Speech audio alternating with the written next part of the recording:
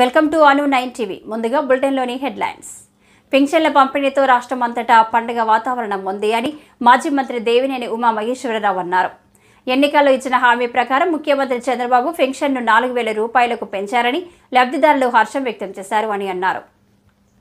వచ్చిన బాధితులంతా కూడా పొంగనూరు, పెద్దారెడ్డి, పెద్దిరెడ్డి అక్కడ ఆ భూభాగ తోతాల దగ్గర నుంచి భూ ఆక్రమణలు, భూదోపిడి నుంచి ప్రతిరోజు కూడా ఇచ్చే ప్రతి అప్లికేషన్లో కూడా ఈ బాధితుల సంఖ్య కనపడతా ఉంది.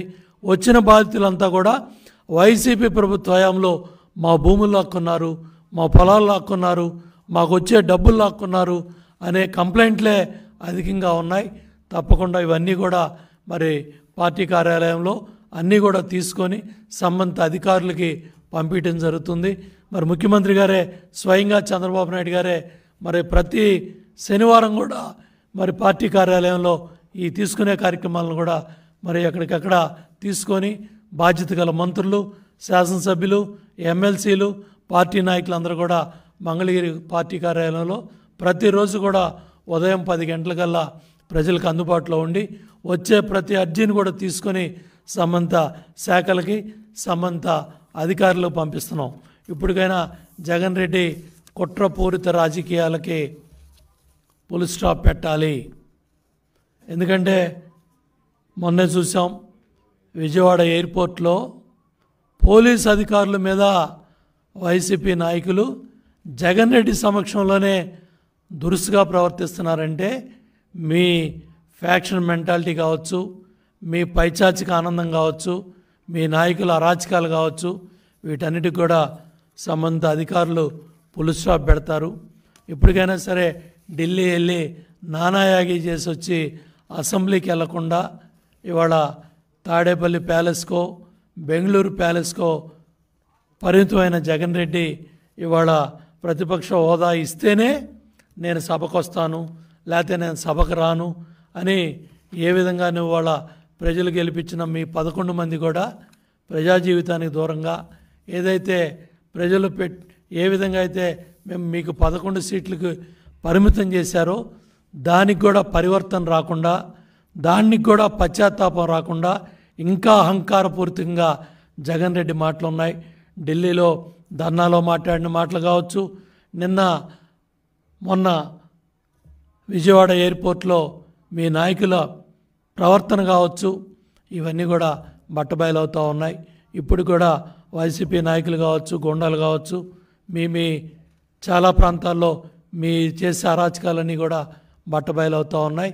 తప్పకుండా పోలీస్ యంత్రాంగం ఉక్కుపాదంతో ఇటువంటి అరాచకాలు పాల్పడే మీ పార్టీ కార్యకర్తల నాయకులు కానీ ఉక్కుపాదంతో కూడా అంచేస్తారు. శాంతి పద్ధతులను పరిరక్షించడంలో కూటమి ప్రభుత్వం ముందుకెళ్తుందని చెప్పి తెలియజేస్తూ ఉన్నాను.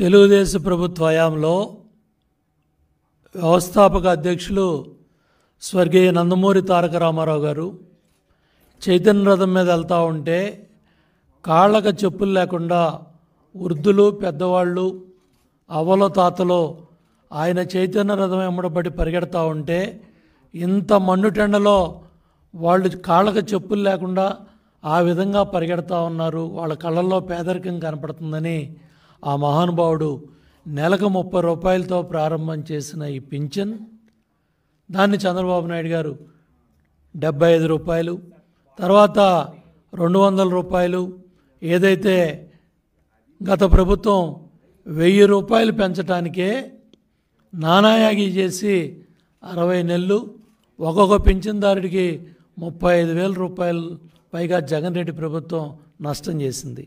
ఇదే డబ్బుల్ని జగన్ రెడ్డి ప్రభుత్వం కొన్ని వేల కోట్లు ఖర్చు పెట్టి నేను 6 గంటలకి ఇచ్చాను, సూర్యుడు రాకముందు వచ్చాను, ఉద్ధరించానని చెప్పి మొదటి వారంలో ప్రతి నెల కూడా చాలా అహంకారపూరితంగా జగన్ రెడ్డి మాట్లాడేవాడు.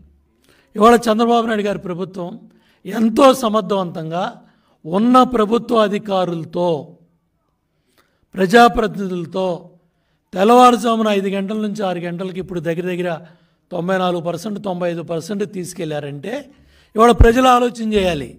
ఏ ప్రభుత్వం సమర్థవంతంగా ఉన్న అధికార యంత్రాంగాన్ని వాళ్ళ సేవల్ని సమర్థవంతంగా ఉపయోగించుకొని ప్రజాధనాన్ని సేవ్ చేసి ఉన్న వ్యవస్థలతోనే గ్రామాల్లో ఉన్న పంచాయతీ సెక్రటరీలు కావచ్చు, సచివాలయ ఉద్యోగస్తులు కావచ్చు, ప్రభుత్వ అధికారులు కావచ్చు, కలెక్టర్ దగ్గర నుంచి, మంత్రుల దగ్గర నుంచి, ఎమ్మెల్యేల దగ్గర నుంచి, ఎమ్మెల్సీల దగ్గర నుంచి, ప్రజాప్రతినిధులు, సర్పంచుల దగ్గర నుంచి, ఎంపీటీసీలు, జడ్పీటీసీలు, జడ్పీ చైర్మన్లు, ఎంపీల దగ్గర నుంచి ప్రతి ఒక్కళ్ళు కూడా భాగస్వాములై ఇవాళ దగ్గర దగ్గర 60 లక్షల మంది పైగా పింఛన్దారులకు ఆ డబ్బు వాళ్ళ చేతుల్లో పెట్టడం జరిగింది. కాబట్టి ఇవాళ మీరు అడిగిన ప్రశ్న కూడా కోర్టు పరిధిలో ఉంది. తప్పకుండా రాబోయే రోజుల్లో